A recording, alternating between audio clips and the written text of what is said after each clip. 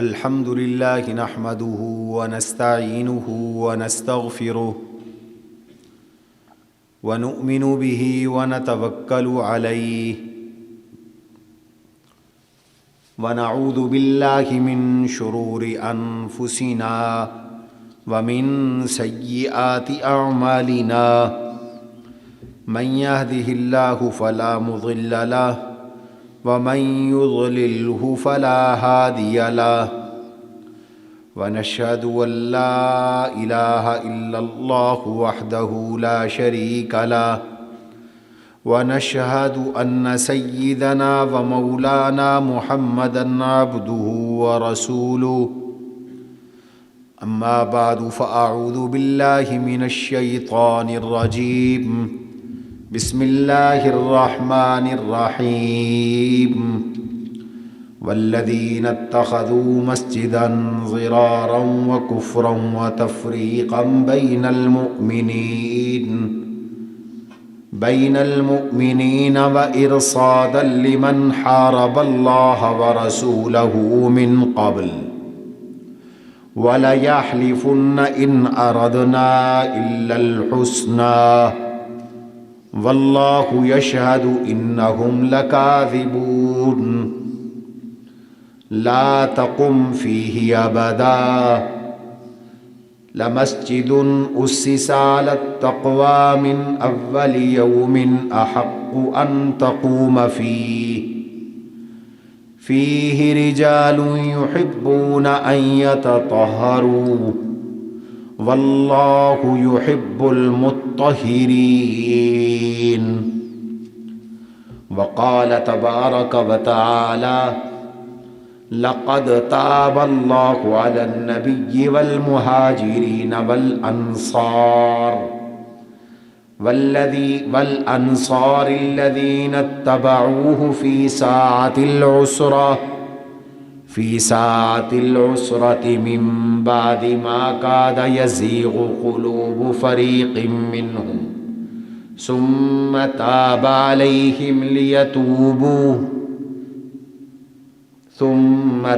عليهم إنه بهم رؤوف رحيم.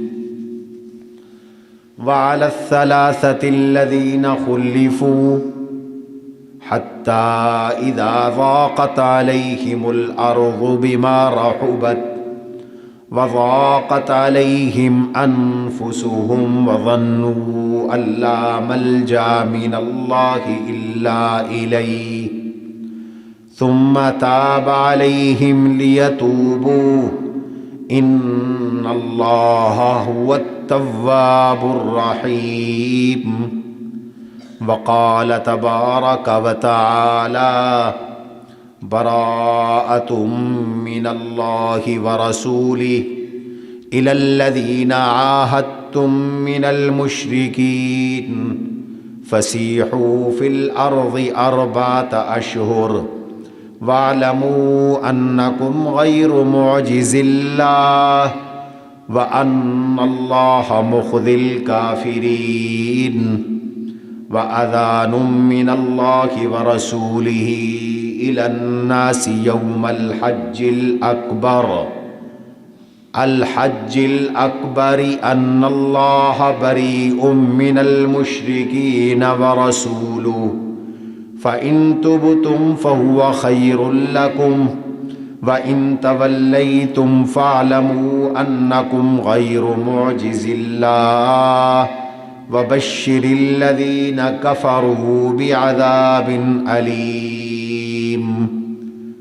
وقال رسول الله صلى الله عليه وسلم إن بالمدينة أقواما ما سرتم مسيرا ولا قطعتم واديا إلا كانوا معكم. قالوا وهم في المدينة؟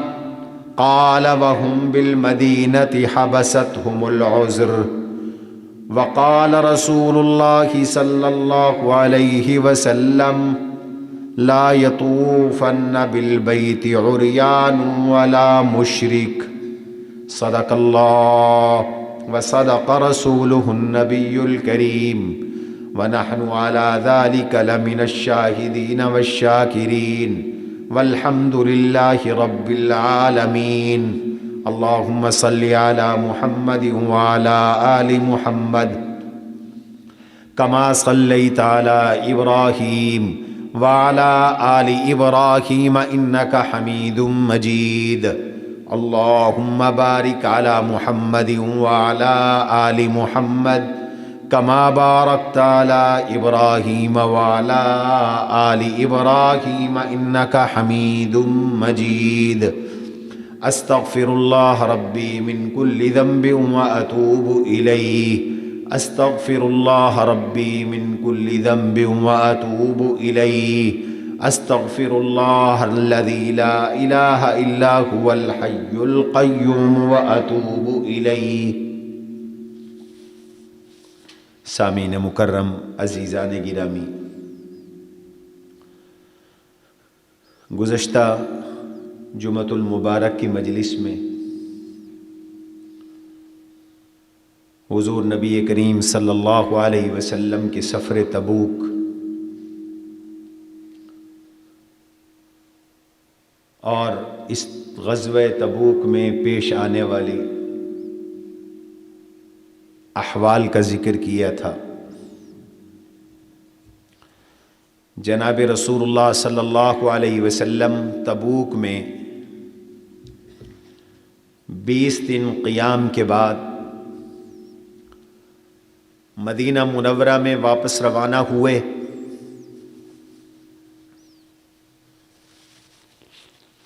آپ جب مدینہ منورہ سے تبوک جا رہے تھے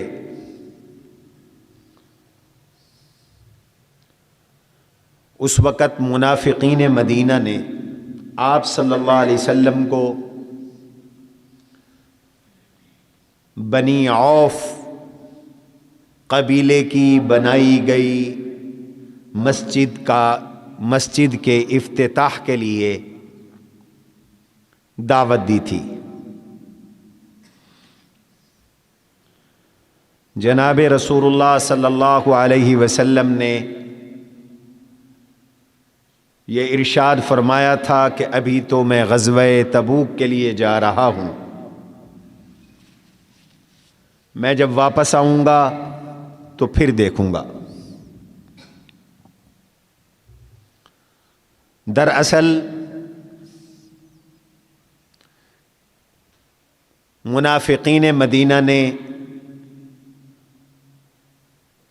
ابو عامر فاسق، جس کو ابو عامر راہب کہا جاتا تھا، اس کے پلان اور منصوبے کے تحت یہ مسجد بنوائی تھی. مسجد یہ اس لیے بنوائی گئی، اس کی آواز پہلے ٹھیک تھی اب خراب ہو گئی. یہ مسجد اس لیے بنوائی گئی تاکہ یہاں منافقین بیٹھ کر مسلمانوں کے خلاف پلان بنا سکیں، منصوبہ بنا سکیں، میٹنگیں کر سکیں. اور ابو عامر راہب یہ مدینے کا رہنے والا تھا. حضور علیہ السلام کی ہجرت سے پہلے یہ یہاں کا بڑا نیک انسان سمجھا جاتا تھا، اس لیے اس کو راہب کہتے تھے، عابد کہتے تھے. حضور صلی اللہ علیہ وسلم کی ہجرت کے بعد مدینہ میں اسلام پہنچنے کے بعد یہ جل بھن کر مدینہ چھوڑ گیا تھا اور غزوہ احد میں مشرکین کے ساتھ مل کر لڑنے آیا تھا. اس نے پیغام بھیجا تھا کہ تم یہ مسجد بناؤ، میں لشکر بھیجوں گا شام سے. قیصر شام وہ لشکر بھیجے گا مسلمانوں کے خلاف جنگ کرنے کے لیے، تو ایک ہماری چھاؤنی موجود ہونی چاہیے، کمین گاہ موجود ہونی چاہیے، چھپنے کی جگہ موجود ہونی چاہیے، میٹنگوں اور مشوروں کی جگہ موجود ہونی چاہیے. اس کے لیے بہترین صورت یہ ہے کہ مسجد کی شکل دے دو، کسی کو شک بھی نہیں پڑے گا، اور ہمارے لوگ شام سے آتے جاتے رہیں گے، وہاں بیٹھتے رہیں گے۔ حضور کو دعوت دی گئی تاکہ یہ منصوبہ کامیاب ہو جائے۔ حضور سے فرمایا، عرض کیا گیا یا رسول اللہ آپ اس مسجد کی سنگ بنیاد رکھ دیں، افتتاح کر دیں۔ بن تو چکی تھی، کہا گیا افتتاح کر دیں۔ اور ہم نے یہ مسجد بنائی ہے معذورین کے لیے، بیماروں کے لیے، جو مسجد میں دور نہیں جا سکتے، یہاں قریب ہی یہ معذور، یہ بیمار نماز ادا کر لیا کریں گے۔ ہم نے اس لیے یہ مسجد بنائی۔ آپ تبوک سے واپس تشریف لا رہے تھے، مقام ذی اوان جو مدینہ منورہ سے ایک دن کے فاصلے پر تھا، یہاں آپ پہنچے تو اللہ کا حکم آ گیا، اللہ نے ان کا پردہ چاک کر دیا کہ یہ جھوٹے ہیں، مکار ہیں، اور یہ مسجد جو بنی ہے مسجد نہیں ہے، یہ مسجد نہیں ہے۔ مسجد اچھی نیت سے بنائی جاتی ہے، جو فتنے اور فساد کی نیت سے بنائی جائے وہ مسجد نہیں ہوتی، جو مقابلوں کے لیے بنائی جائے وہ مسجد نہیں ہوتی۔ اللہ نے حکم دیا اس کو گرا دو، آپ کو اس مسجد کے افتتاح کی ضرورت نہیں ہے۔ والذین اتخذوا مسجدا ضرارا وکفرا وتفریقا بین المؤمنین وارصادا لمن حارب اللہ ورسولہ، جن لوگوں نے یہ مسجد زرار بنائی، زرار ضرر سے ہے، تکلیف دینے والی مسجد، مسلمانوں کو نقصان پہنچانے والی مسجد، مسلمانوں میں پھوٹ ڈالنے والی مسجد، تفریق پیدا کرنے والی مسجد۔ آج بھی بہت سے لوگ فرقوں کی بنیاد پہ مسجدیں بناتے ہیں، لڑائی کے لیے مسجدیں بناتے ہیں، جھگڑوں کے لیے مسجدیں بناتے ہیں، مقابلوں کے لیے مسجد بناتے ہیں۔ یہ مسئلہ کیوں پھیل رہا ہے؟ اپنی مسجد بناؤ، مسجد اللہ کے لیے بناؤ، عبادت کے لیے بناؤ، تفریق کے لیے، لڑائیوں کے لیے، جھگڑوں کے لیے، فتوے بازی کے لیے اور دوسروں کو فتح کرنے کی نیت سے مسجدیں مت بناؤ۔ ایسی مسجدیں اللہ کو پسند نہیں۔ یہ مولوی کی دکان، ملا کی دکان ہے، یہ مسجد نہیں ہے۔ مسجد اخلاص کے لیے بنائی جاتی ہے، اللہ کی رضا کے لیے بنائی جاتی ہے۔ اس لیے فرمایا والذین اتخذوا مسجدا ضرارا، جن لوگوں نے مسجد زرار بنائی،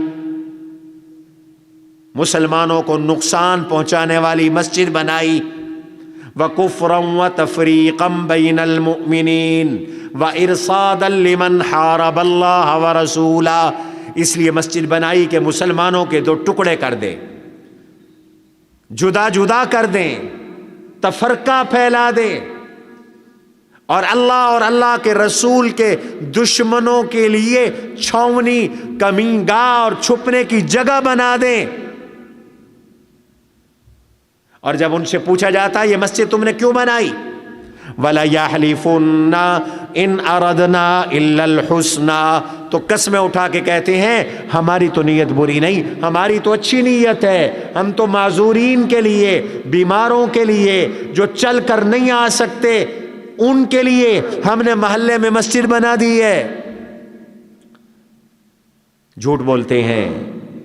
واللہ یشہد انہم لکاذبون، اللہ گواہی دے رہے ہیں یہ جھوٹے ہیں۔ اللہ کے ہاں نیت کا اعتبار ہے، یہ بد نیت ہے، ان کی نیتیں خراب ہیں۔ اور جس ادارے، جس مسجد کے قیام سے مقصود آخرت نہیں، رضا الہی نہیں، اللہ تعالیٰ کی خوشنودی نہیں، دنیاوی مقاصد کا حصول ہے، دولت کمانا ہے، شہرت کمانا ہے، مسلمانوں کو جھگڑے پہ لگانا ہے اور مسلمانوں میں فرقہ بندیاں کرنی ہے۔ اللہ نے فرمایا ہے لا تقم فیہ ابدا، میرے نبی اس میں کبھی نہ جائے عبادت کے لیے، کبھی یہاں نماز نہ پڑھیں۔ لا تقم فیہ ابدا، یہاں مت عبادت کے لیے جایا کریں، نماز یہاں مت پڑھا کریں، آپ کو افتتاح کی اجازت بھی نہیں ہے۔ ہاں، مسجد وہ ہے جو اخلاص کے نام پہ بنی ہے، وہاں جائیں۔ لَمَسْجِدٌ أُسِّسَ عَلَى التَّقْوَى مِنْ أَوَّلِ يَوْمٍ أَحَقُّ أَن تَقُومَ فِيهِ۔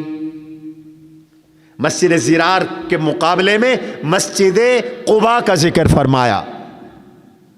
مفسرین کہتے ہیں یہاں اللہ نے اس دھوکے والی مسجد کے مقابلے میں، اس تفرقے والی مسجد کے مقابلے میں اخلاص والی مسجد کا ذکر کیا، جس کے بنانے والوں نے مسجد اللہ کی رضا کے لیے بنائی، اخلاص کے ساتھ بنائی، تقوی کی بنیاد پر بنائی، رب کی خوشنودی کے لیے بنائی۔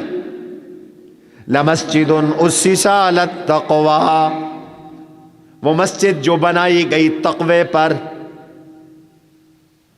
اللہ کی خوشنودی کے لیے، اللہ کی رضا کے لیے، اخلاص کے لیے مسجد بنائی گئی۔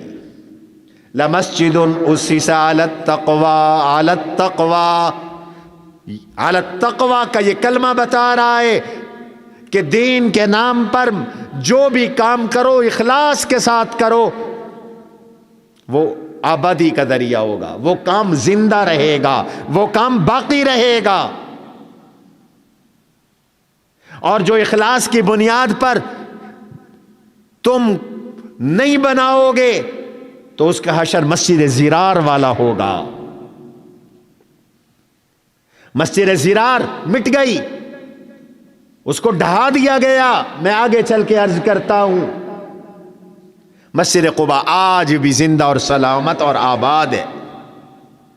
اللہ نے اس میں حضور کو حکم دیا، لَمَسْجِدٌ أُسِّسَ عَلَى التَّقْوَى مِنْ أَوَّلِ يَوْمٍ أَحَقُّ أَن تَقُومَ فِيهِ۔ ایسی اخلاص والی مسجد اس لائق ہے کہ میرے حبیب آپ وہاں جا کر نماز ادا کیا کریں، عبادت کیا کریں۔ حکم دیا اللہ نے اپنے نبی کو، لَمَسْجِدٌ أُسِّسَ عَلَى التَّقْوَى مِنْ أَوَّلِ يَوْمٍ أَحَقُّ أَن تَقُومَ فِيهِ۔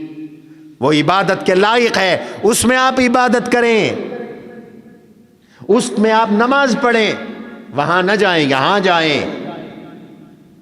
چنانچہ حضور علیہ السلام مسجد نبوی سے چل کر ہر ہفتے کے دن مسجد قباء تشریف لے جاتے تھے، اور مسجد قباء تشریف لے جا کر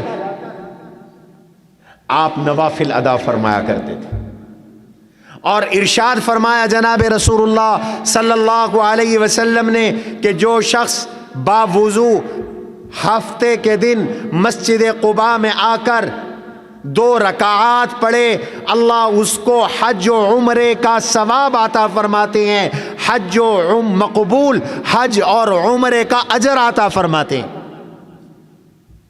چنانچہ آج تک حجاج معتمرین جو مدینے جاتے ہیں وہ مسجد قباء بھی جاتے ہیں، حضور کی سنت کی تعمیل میں، اللہ کے اس فرمان کی تعمیل میں۔ لَمَسْجِدٌ أُسِّسَ عَلَى التَّقْوَى مِنْ أَوَّلِ يَوْمٍ أَحَقُّ أَن تَقُومَ فِيهِ رِجَالٌ يُحِبُّونَ أَن يَتَطَهَّرُوا۔ اس مسجد کے نمازی بھی پاکیزہ ہیں، لوگ ہیں، اور مسجد بھی بڑی پاک ہے۔ قباء کے نمازی صحابہ تھے۔ فِيهِ رِجَالٌ، اس قباء کے میں کچھ لوگ ہیں، یحبون ان یتطہروا، طہارت پسند کرتے ہیں، وہ پاکیزگی کو پسند کرتے ہیں۔ واللہ یحب المتطہرین، اللہ کو بھی طہارت والے لوگ پسند ہیں، پاک باز لوگ پسند ہیں، تو اللہ نے یہاں شہادت دی کہ میرے نبی کے صحابہ پاک باز ہیں اور میں ان پاک بازوں سے محبت کرتا ہوں۔ حضور علیہ السلام نے 2 صحابہ بھیجے، مالک بن دحشم، معن بن عدی، فرمایا جاؤ منافقوں کی اس دکان کو، چھاونی کو جا کے ڈہا دو۔ مسجد زرار کو آپ نے گرا دیا، اور جو یہودی بنانے والا تھا اس کا نام تھا سویلم، اس کے گھر کو بھی حضور نے جلوا دیا۔ فرمایا جاؤ اس یہودی کے گھر کو جلا دو، یہ دین کے نام پہ فراڈ کرتا ہے، مسجد کے نام پہ فراڈ کرتا ہے۔ اللہ کے ہاں نیت کا اعتبار ہے بھائی، کتنا خوبصورت عمل کیوں نہ ہو، نیت خراب عمل برباد۔ مسجد بنانا کتنا خوبصورت عمل ہے۔ من بنا للہ مسجدا بنا اللہ لہ بیتا فی الجنہ، جس نے اللہ کے لیے مسجد بنائی اس کا گھر جنت میں اللہ بناتے۔ من بنا مسجدا ابتغاء لوجہ اللہ بنا اللہ لہ مثلہ بیتا فی الجنہ او کما قال، جس نے اللہ کی رضا کے لیے مسجد بنائی، جیسے اس نے دنیا میں مسجد بنائی اللہ اس کا ویسے جنت میں گھر بناتے ہیں۔ ایک روایت میں آتا ہے جس نے چڑیا کے گھونسلے کے برابر مسجد بنا دی اللہ اس کو جنت کی بہت بڑی رقبے کی ملکیت عطا فرما دیں گے، بشرطے کہ اللہ کے لیے۔ یہ اتنا بڑا عمل اگر اللہ کے لیے نہیں ہے تو برباد۔ حضور نے مسجد بھی ڈھا دی، بنانے والے یہودی کا گھر بھی ڈھا دیا۔ اور جو کام اللہ کے لیے ہوئے، مسجد نبوی آج تک آباد ہے، مسجد قباء آج تک آباد ہے۔ امام مالک رحمت اللہ علیہ فرماتے ہیں ما کان للہ بقیہ، جو کام اللہ کے لیے ہوگا وہ باقی رہے گا، اور جو اللہ کے لیے نہیں ہوگا فانیہ، وہ ختم ہو جائے گا، فنا ہو جائے گا۔ کوئی مسجد بناتے ہو، مدرسہ بناتے ہو، ادارہ بناتے ہو، کوئی شاگرد بناتے ہو، کوئی پڑھنے پڑھانے کا کام کرتے ہو، کوئی اور نیکی کا عمل شروع کرنا چاہتے ہو، پہلے اپنی نیتوں کو ٹٹولو، نیتیں صاف کرو۔ نیت صاف ہے اللہ یہ کام چلوائیں گے۔ دارالعلوم دیوبند بے سر و سامانی کے عالم میں 1866 میں قائم ہوا۔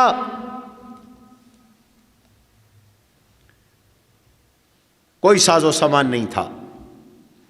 حاجی عابد علی رحمت اللہ علیہ بانیان دیوبند میں سے، انہوں نے جھولی پھیلائی، چندہ کیا، دیوبند شہر میں بازار میں جھولی پھیلا کے چندہ کیا، 17 روپے چندہ ہوا، اس سے دارالعلوم قائم ہوا۔ آج وہی دارالعلوم دیوبند ہے، دنیا کی بڑی یونیورسٹی ہے، اور پوری دنیا کا کوئی خطہ ایسا نہیں جہاں دیوبند کا فیض نہ ہو۔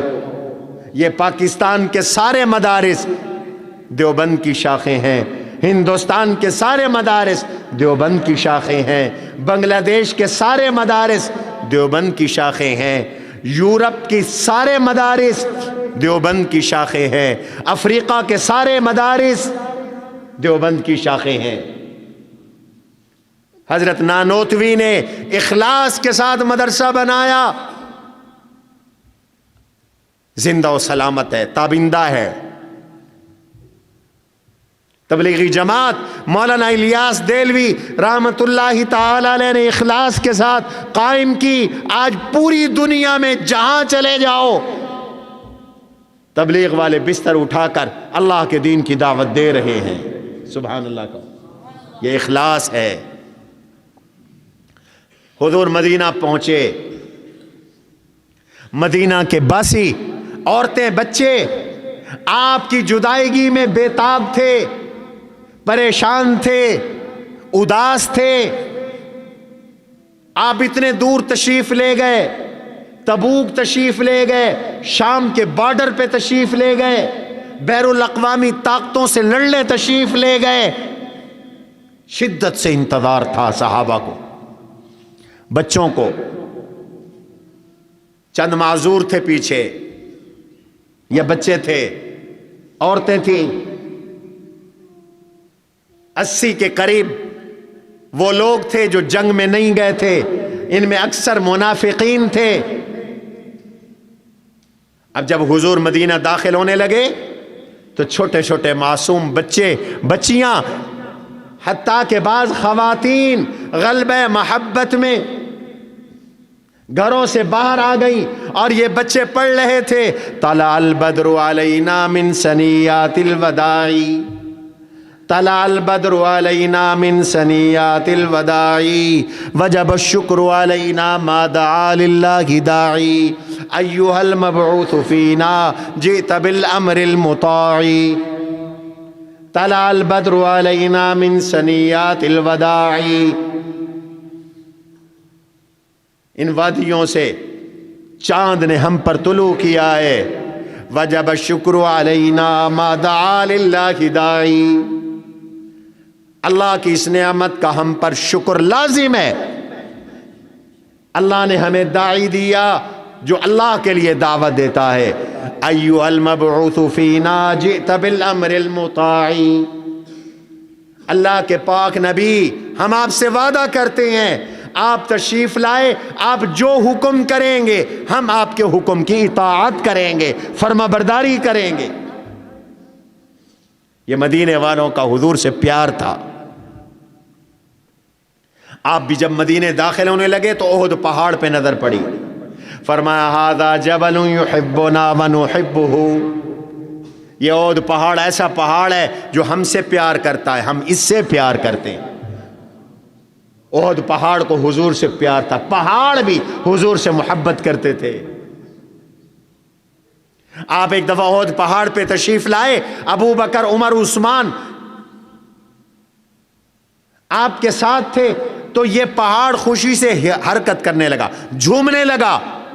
آپ نے فرمایا اسکن یا احد ان علیک نبی و صدیق و شہیدان، احد ٹھہر جا، تو نہیں جانتا تجھ پر اللہ کے نبی بھی ہیں، صدیق بھی ہیں، عثمان، عمر اور عثمان دو شہید بھی ہیں۔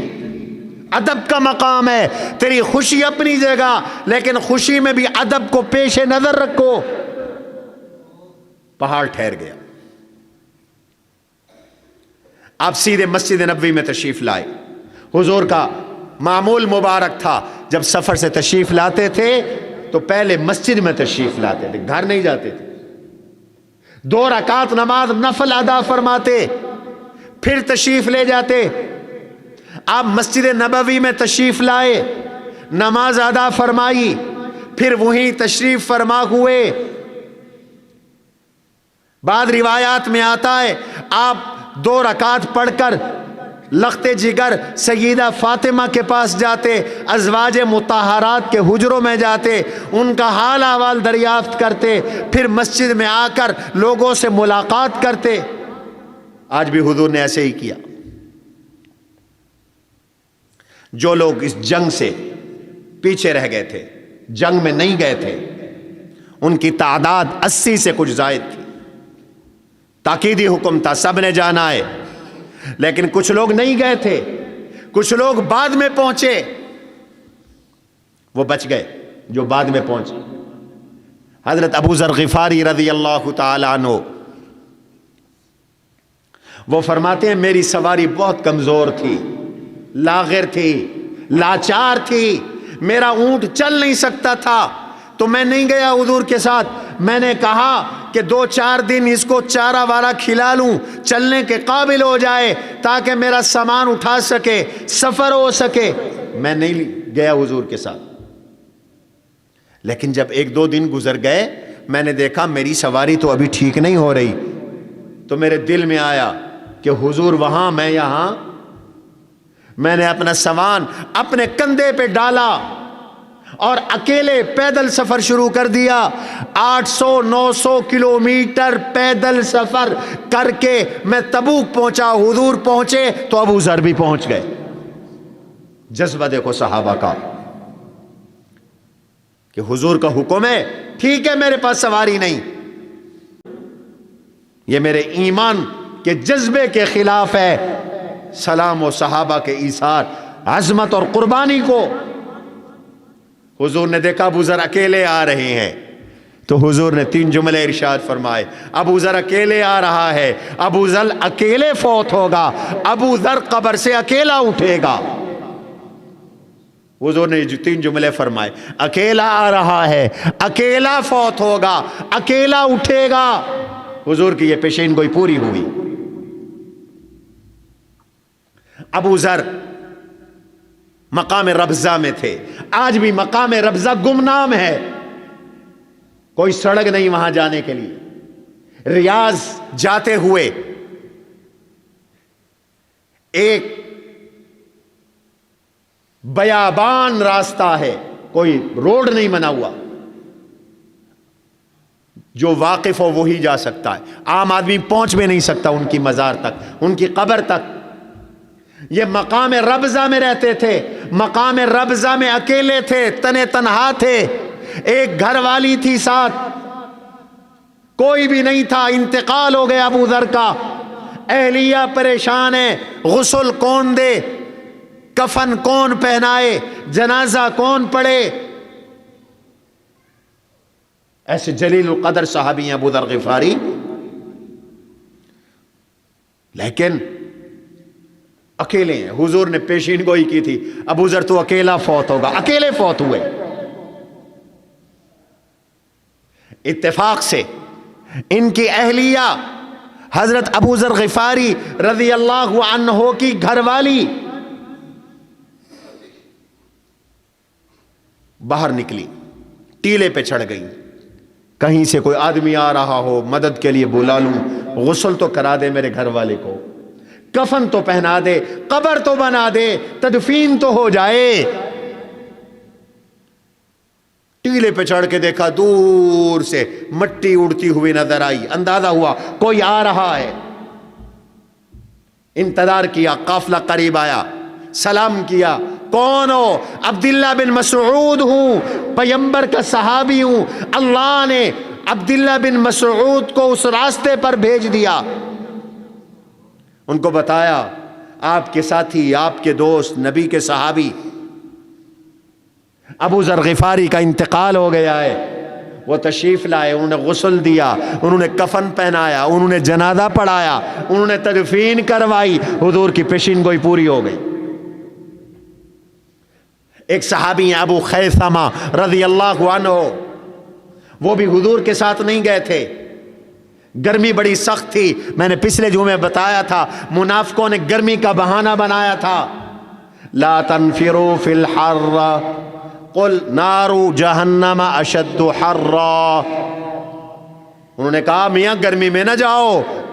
اللہ نے فرمایا جہنم کی آگ کی گرمی اس سے بڑھ کر ہے. اگر تمہارے اندر عقل ہو منافقو.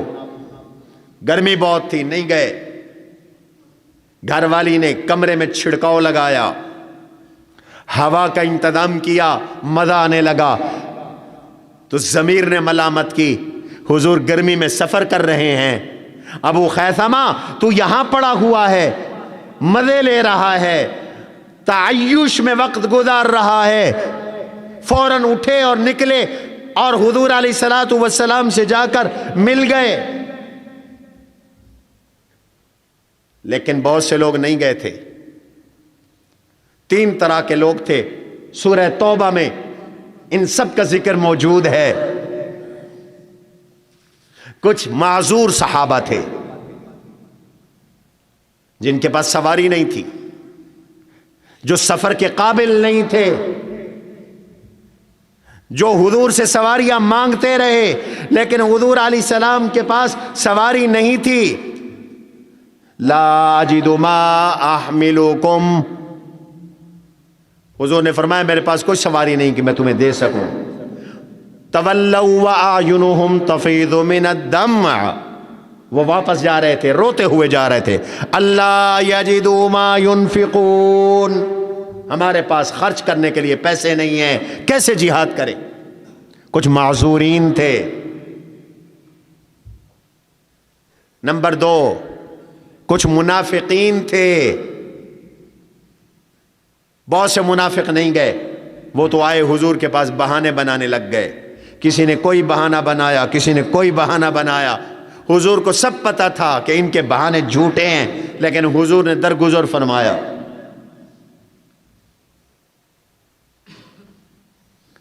ان کا معاملہ اللہ کے سپرد کر دیا، اللہ نے ان کو ننگا کر دیا، اللہ نے بتا دیا جھوٹ بولتے ہیں۔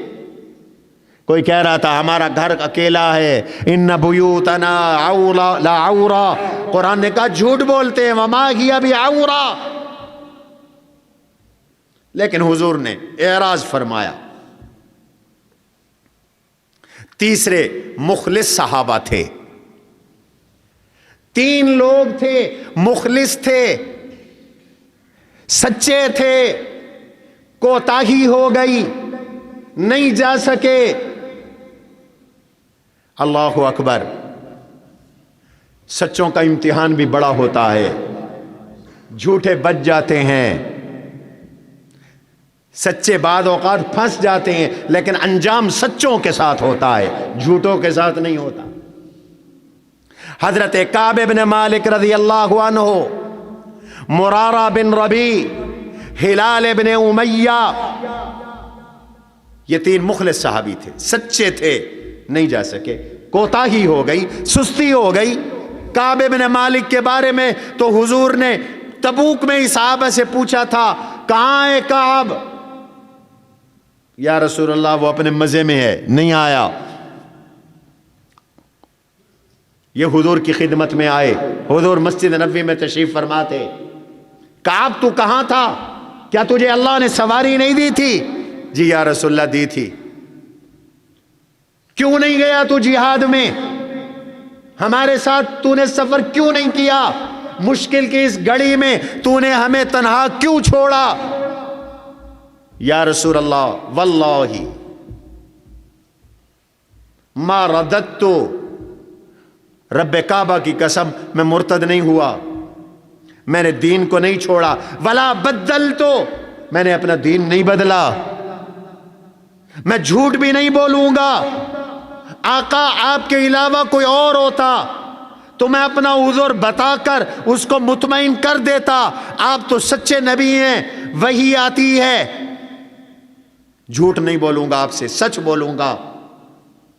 میرا ایمان ہے کہ سچ ہی میں مجھے نجات ملے گی، میرا اللہ میری مدد کریں گے، چاہوں تو جھوٹ بول کر آپ کو مطمئن کر دوں، لیکن وحی آئے گی، اس لیے میں جھوٹ نہیں بولتا، سچ بولتا ہوں۔ یا رسول اللہ، ارادہ تھا نہیں جا سکا، کوتاہی ہو گئی، آج جاتا ہوں، کل جاتا ہوں، کل جاتا ہوں، پرسوں جاتا ہوں، میرے پاس گھوڑا تھا، بس یہی مجھے زعم تھا کہ تیز رفتار سواری ہے، پہنچ جاؤں گا، کوتاہی ہو گئی، یا رسول اللہ نہیں جا سکا، جھوٹ نہیں بولتا۔ دیکھو صحابہ کی سنت پہ عمل کرو، غلطی ہو جائے تو جھوٹ نہیں بولنا چاہیے، سچ میں نجات ہے، اور سچ وہی بولتا ہے جو جرت مند ہو، بہادر ہو۔ منافق بزدل ہوتا ہے اس لیے وہ جھوٹ بولتا ہے، جرت مند بننا چاہیے، سچ بولنا چاہیے۔ یہاں طلباء بھی موجود ہیں، بعض اوقات ناغے کر کے آتے ہیں تو جھوٹ بول دیتے، پتہ ہوتا ہے جھوٹ بول رہا ہے، لیکن اس سے اعراض برتا جاتا ہے۔ سچ بولنا چاہیے، انہوں نے سچ بولا۔ حضور نے فرمایا ٹھیک ہے، دیکھتے ہیں اللہ تیرے بارے میں کیا کرتے ہیں۔ صحابہ سے فرمایا اس سے بات چیت نہیں کرنی، بول چال ختم، کوئی آدمی کعب بن مالک سے گفتگو نہیں کرے گا۔ دوسرے حضرت مرارہ بن ربیع، ان سے بھی یہی پوچھا، انہوں نے بھی جھوٹ نہیں بولا۔ ہلال بن امیہ، انہوں نے بھی جھوٹ نہیں بولا۔ فرمایا ان تینوں سے گفتگو چھوڑ دو، کوئی ان سے نہ بولے، کوئی ان کو سلام نہ کرے، کوئی ان کے سلام کا جواب نہ دے۔ 50 دن تک بول چال ختم۔ حضرت کعب بن مالک رضی اللہ عنہ فرماتے ہیں میں جہاں سے گزرتا کوئی مجھے سلام نہ کرتا، میں سلام کرتا کوئی مجھے جواب نہ دیتا، میں بات کرتا بات پوچھتا کوئی میری بات کا جواب نہ دیتا۔ باقی دو تو بیچارے بالکل بوڑھے تھے، کمزور تھے، وہ تو گھر میں چپک کر بیٹھ گئے، روتے روتے ان کی تو حالت غیر ہو گئی۔ میں آتا جاتا تھا، مسجد نبوی میں بھی آتا تھا، میں نے حضور کو نہیں چھوڑا، ساتھ آ کے کھڑے ہو جاتا تھا، آنکھ چرا کے حضور کو دیکھتا تھا کہ میں نے سلام کیا ہے، حضور کے لب ہلے ہیں جواب کے لیے کہ نہیں ہلے؟ حضور کے لب نہیں ہلے، میں چپ ہو جاتا، لیکن میں نے مسجد نہیں چھوڑی، میں مسجد آتا رہا، حضور کے پڑوس میں کھڑا ہوتا تھا، نماز بھی ادا کرتا تھا، لیکن حضور کا حکم تھا، ایک بھی مجھ سے بولتا نہیں تھا، ایک بھی ایسا نہیں تھا جو چھپ چھپ کر بول رہا ہو۔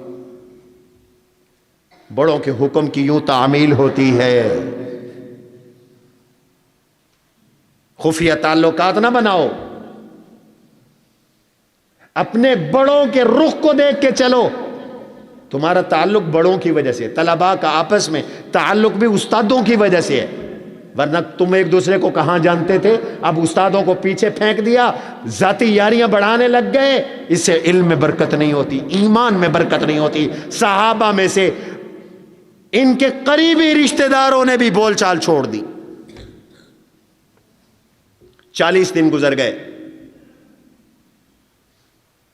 میں اپنے چچا زاد ابو قتادہ کی دیوار کے پاس جا کر بیٹھ گیا، انتظار کرنے لگا ابو قتادہ نکلیں گے تو ان سے بات چیت کروں گا، وہ تو کزن ہیں۔ وہ نکلے، میں نے سلام کیا، انہوں نے کوئی جواب نہیں دیا، مجھے بڑا صدمہ ہوا۔ میں نے کہا بھائی میں کافر نہیں ہوں، مرتد نہیں ہوں، لیکن انہوں نے کوئی سلام کا جواب نہیں دیا، مجھ سے کوئی بات نہیں کی۔ امتحان بڑھ رہا ہے۔ 40 دن کے بعد حضور نے میری بیوی کو بلا کر کہہ دیا اپنے میاں سے بات چیت نہیں کرنی، اپنے شوہر کے قریب نہیں جانا۔ میں نے کہا یہ تو اور بڑا امتحان۔ دن رات میرے روتے ہوئے کٹ رہے تھے۔ ہلال بن امیہ، مرارہ بن ربیع گھروں میں تھے، قریب تھے کہ ہلال بن امیہ کی جان نکل جائے۔ ان کی بیوی حضور کے پاس آئی، یا رسول اللہ بالکل بوڑھا ہے، میں اس کی خدمت بھی نہیں کر سکتی۔ فرمایا خدمت کر سکتی ہو، قریب نہ جانا۔ وہ کہنے لگے یا رسول اللہ وہ تو بالکل کمزور ہو چکا ہے، وہ تو حرکت بھی نہیں کر سکتا۔ اتنے میں ایک اور بڑا امتحان۔ کعب ابن مالک کہتے ہیں میں بازار میں گھوم رہا تھا، اچانک مجھے ایک شخص ملا، وہ مجھے ڈھونڈ رہا تھا، پوچھ رہا تھا من لکعب ابن مالک، کعب ابن مالک کون ہے؟ میں نے کہا میں ہوں۔ اس نے جیب سے خط نکالا اور مجھے وہ خط پکڑایا، میں نے خط دیکھا تو وہ غسان کے بادشاہ کا خط تھا۔ اس نے کہا مجھے پتہ چلا ہے کہ تیرے آقا نے تجھے چھوڑ دیا ہے، تیرے صاحب نے تجھے چھوڑ دیا ہے، اگر تو دین کو چھوڑ دے تو میرے پاس آ جا، میں تجھے ٹھکانہ بھی دوں گا، رہائش بھی دوں گا، روزگار بھی دوں گا۔ ہم بھی ذرا غور کریں، 3 دن مدرسے میں کھانا بند ہو جائے تو بستر اٹھا کے جا رہے ہوتے ہیں، ہماری وفات تو یہیں پھوس ہو جاتی ہے۔ یہ کعب ابن مالک رضی اللہ تعالیٰ عنہ ہیں، پیشکش ہوئی غسان کے بادشاہ کی طرف سے، کہتے میں نے خط پڑھا، میں نے کہا یا اللہ یہ اور بڑا امتحان ہے، یہ میری ایمان کی آزمائش ہے، قطعاً نہیں جاؤں گا۔ میں سیدھا خط لے کر تنور میں گیا اور جلتے تنور میں اس خط کو پھینک دیا کہ یہ حضور سے میرا رشتہ توڑنا چاہتا ہے، یہ مجھے مرتد کرنا چاہتا ہے، مجھے رسول اللہ سے جدا کرنا چاہتا ہے، کبھی نہیں جدا ہوں گا، سب کو چھوڑ دوں گا، حضور کو نہیں چھوڑوں گا۔ اس کو وفا کہتے ہیں، اس کو دین پر استقامت کہتے ہیں۔ 50 راتیں گزر گئیں، رات کا آخری پہر تھا، ثلث لیل تھی، اللہ تبارک و تعالی نے ان 3 صحابہ کی توبہ کا حکم نازل کیا. لقد تاب اللہ علی النبی والمہاجرین والانصار الذین اتبعوه فی ساعة العسرى من بعد ما کاد یزیغ قلوب فریق منہم ثم تاب علیہم انہ بہم رؤوف الرحیم. جن جن نے میرے نبی کا ساتھ دیا، مہاجر ہیں، انصار ہیں، میں نے اس مشکل کی گھڑی میں حضور کے ساتھ جانے والوں کی توبہ قبول کی، میں نے ان کی طرف رجوع کیا، ان کو نواز دیا، اور میں نے ان 3 کو بھی معاف کر دیا، ان کی بھی توبہ قبول. کون سے؟ وعلی الثلاثۃ الذین خلفوا، یہ 3 کعب ابن مالک، ہلال ابن امیہ، مرارہ بن ربیع، جو پیچھے کر دیے گئے تھے. 50 دن ان پر زمین تنگ ہو گئی.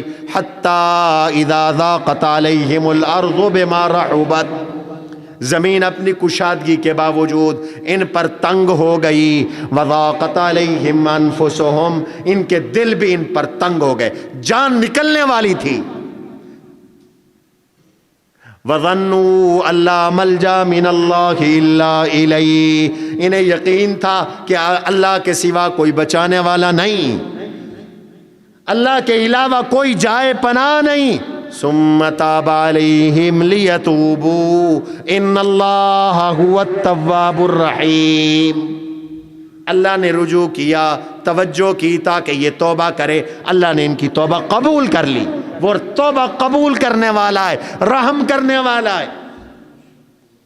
ام سلمہ رضی اللہ عنہا کی باری تھی. جب یہ آیات اتری تو سیدہ نے کہا یا رسول اللہ بڑا پریشان ہے بیچارہ، ابھی اطلاع نہ کر دوں، ابھی لوگوں کو بتا نہ دوں. فرمایا نہ، لوگ جمع ہو جائیں گے، آرام لوگوں کا خراب ہو جائے گا، صبح دیکھی جائے گی. ادھر نماز فجر ہوئی، ادھر میرے نبی نے یہ آیات تلاوت کی. وَعَلَى الثَّلَاثَةِ الَّذِينَ خُلِّفُوا حَتَّى إِذَا ضَاقَتْ عَلَيْهِمُ الْأَرْضُ بِمَا رَحُبَتْ وَضَاقَتْ عَلَيْهِمْ أَنفُسُهُمْ وَظَنُّوا أَن لَّا مَلْجَأَ مِنَ اللَّهِ إِلَّا إِلَيْهِ ثُمَّ تَابَ عَلَيْهِمْ لِيَتُوبُوا إِنَّ اللَّهَ هُوَ التَّوَّابُ الرَّحِيمُ. ابو بکر عمر دونوں دوڑے کہ جا کر پہلے ہم اطلاع کریں. جبل صلا پہ پہنچے تو ان میں سے ایک نے وہیں سے کھڑے ہو کر آواز دی، ابشر یا کعب، کعب تجھے مبارک ہو، اللہ نے تیری توبہ قبول کر لی. لیہنے کا توبتو کا، تیری توبہ تجھے قبول ہو جائے، اللہ نے تیری توبہ قبول کر لی. پہاڑ سے یہ آواز آئی. فرمایا میں تو خوشی سے رو پڑا، میرے تو آنسو چھلک پڑے. اتنے میں حضور علیہ الصلوۃ والسلام کے ایک صحابی، اللہ اکبر، وہ دوڑتے ہوئے آئے اور گھوڑے پر چڑھ کر، اور انہوں نے مجھے آ کے اطلاع دی تو میں نے خوشی سے اپنا کرتا اتار کر انہیں پہنا دیا.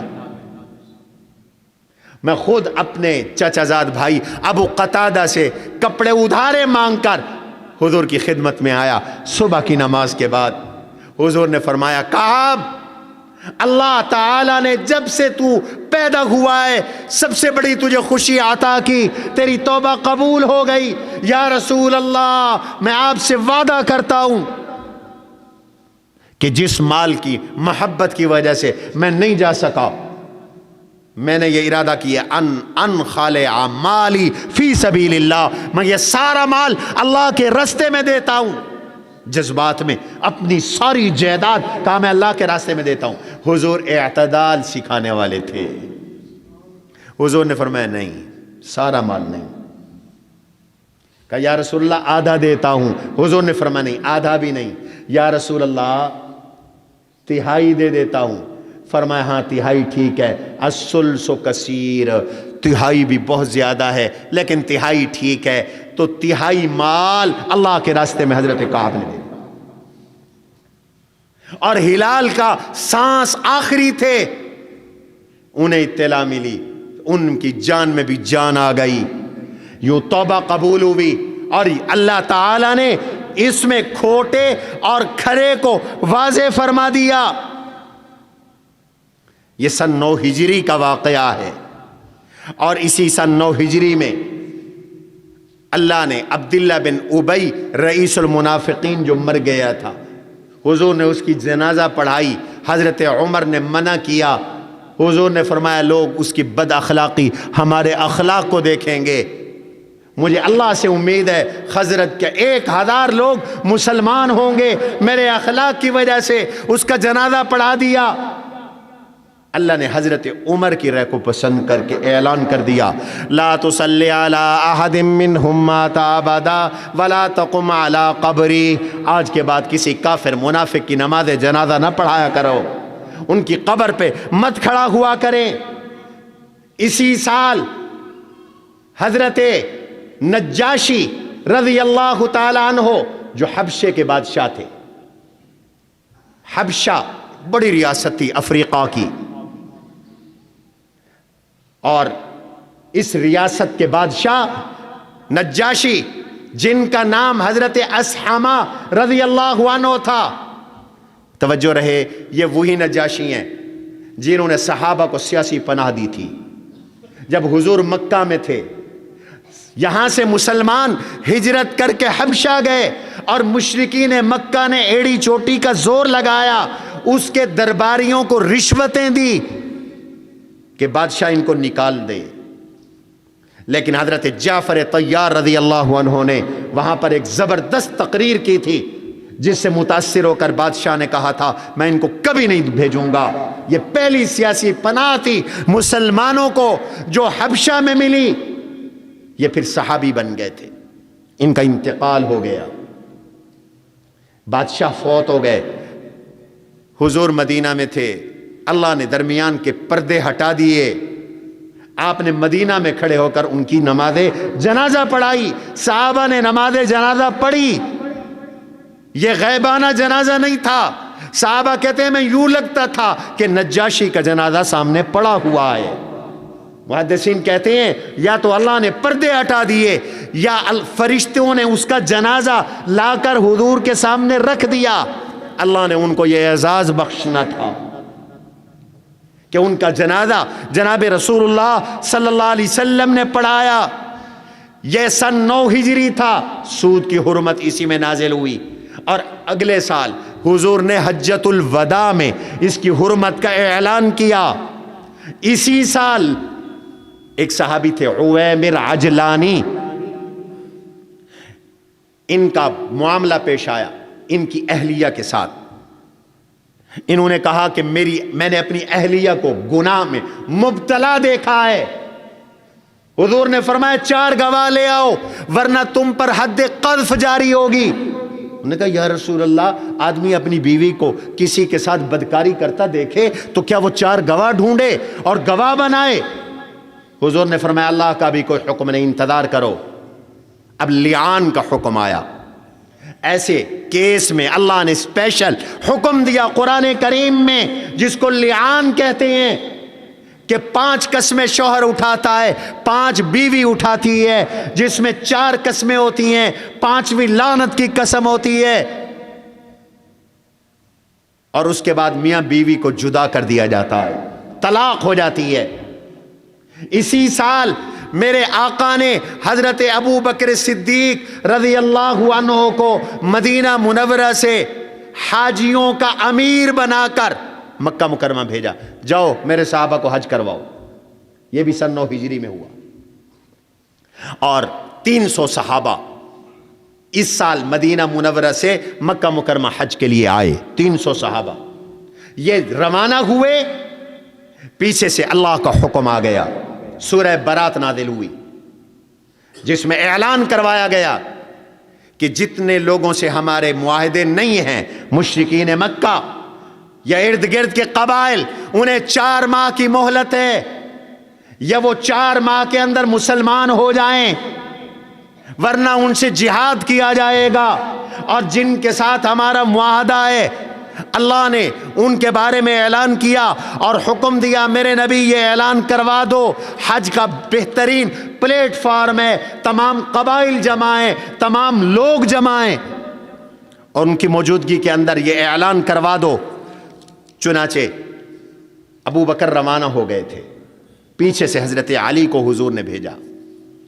عرب کا دستور یہ تھا کہ معاہدات کے خاتمے کا اعلان یا امیر خود کرتا تھا یا رشتہ دار کیا کرتے تھے، اس لیے حضرت علی کو بھیجا۔ حضرت علی وہاں پہنچے تو حضرت ابو بکر صدیق نے فرمایا امیر بن کے آئے ہو یا مامور بن کے آئے ہو؟ حضرت علی نے فرمایا نہیں، میں مامور ہوں، آپ کی عمارت میں ہوں، امیر آپ ہی ہیں، میں تو صرف چند اعلان کرنے کے لیے آیا ہوں، مجھے حضور نے بھیجا ہے کہ تم جا کے اعلان کرو۔ سیدنا ابو بکر صدیق نے حج کروایا، حضور نے اگلے سال حج کیا کروایا، اس کو حجۃ الوداع کہتے ہیں۔ وہ سن 10 ہجری میں تھا، یہ 9 ہجری میں ابو بکر کی قیادت عمارت میں حضور نے صحابہ کو حج کروایا۔ چنانچہ جب مینا میں جمرہ عقبہ 10 ذی الحجہ کو بڑے شیطان کو جہاں کنکریاں ماری جاتی ہیں یہاں کھڑے ہو کر حضرت علی نے اعلان کیا چل، حضرت ابو بکر نے ان کا اعلان آگے پہنچانے کے لیے کچھ افراد بھی مقرر کیے۔ اس زمانے میں لاؤڈ سپیکر نہیں ہوا کرتا تھا، وہ سن سن کر اعلان آگے کر رہے تھے، اور وہ اعلان کیا تھا؟ اللہ یطوفن بعد العام مشرک ولا عریان، آئندہ سال سے کوئی مشرک حج کرنے نہیں آئے گا، مشرکین کا حرم میں داخلہ بند، حج کے لیے وہ نہیں آ سکتے۔ انما المشرکون نجس، مشرک ناپاک ہے، ان کا عقیدہ گندا ہے۔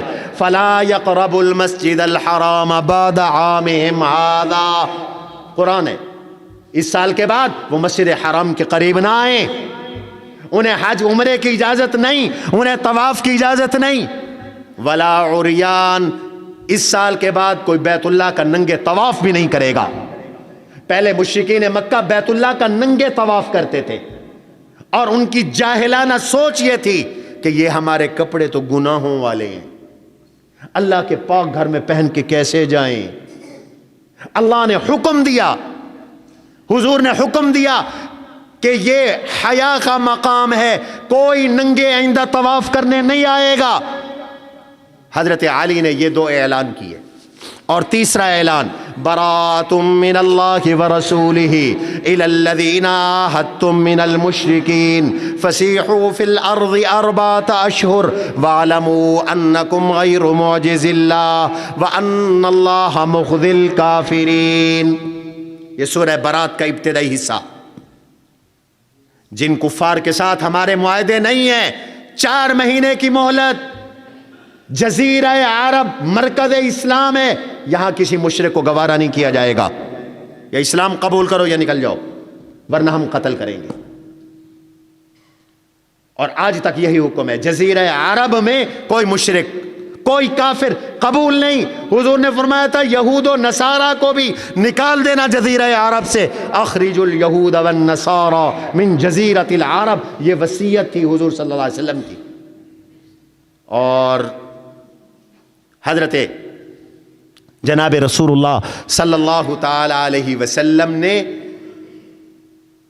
اس معاہدے کا اعلان حضرت علی سے کروایا، ان چیزوں کا اعلان حضرت علی سے کروایا، اور جن کا معاہدہ ہے بس جب معاہدہ ختم ہوگا تو معاہدے کی تجدید نہیں ہوگی۔ یہ اللہ تعالیٰ نے مختلف قبائل کے بارے میں سورہ برات کے شروع میں مختلف احکامات دیے۔ یوں حضرت ابو بکر صدیق حج کروا کر صحابہ کو واپس تشریف لے آئے۔ اب 10 ہجری یہ وفود کا سال ہے، لوگ اس انتظار میں تھے کہ مکے والے کیا کرتے ہیں۔ پورا عرب، جب مکے والے بھی مسلمان ہو گئے، فوج در فوج لوگ اسلام میں داخل ہونے لگے، اب عرب کے مختلف قبائل سوال و جواب کرتے، مسلمان ہو جاتے۔ 35 وفود اللہ کے نبی کے پاس 8 ہجری اور 10 ہجری میں آئے۔ میں صرف ایک وفد کا تذکرہ کر کے بات ختم کرتا ہوں۔ نجران یمن کا ایک علاقہ ہے، یہاں سے کرسچن کا وفد آیا، اور یہ کرسچن اپنے سیاسی رہنما، عیسائی اپنے مذہبی رہنما ساتھ لے کے آئے، اور حضور صلی اللہ علیہ وسلم سے انہوں نے آ کر مناظرہ کیا۔ ان کا اصرار تھا کہ عیسیٰ علیہ السلام اللہ ہے۔ اس پر انشاءاللہ آئندہ جمعہ بات کریں گے، چونکہ واقعہ ذرا لمبا ہے، اور انشاءاللہ حجۃ الوداع بھی آئندہ جمعہ شروع کریں گے۔ سبحان ربک رب العزت عما یصفون والسلام المرسلین۔ قد عظمت فللأمجاد بانيها، ومن يسعى إلى العليا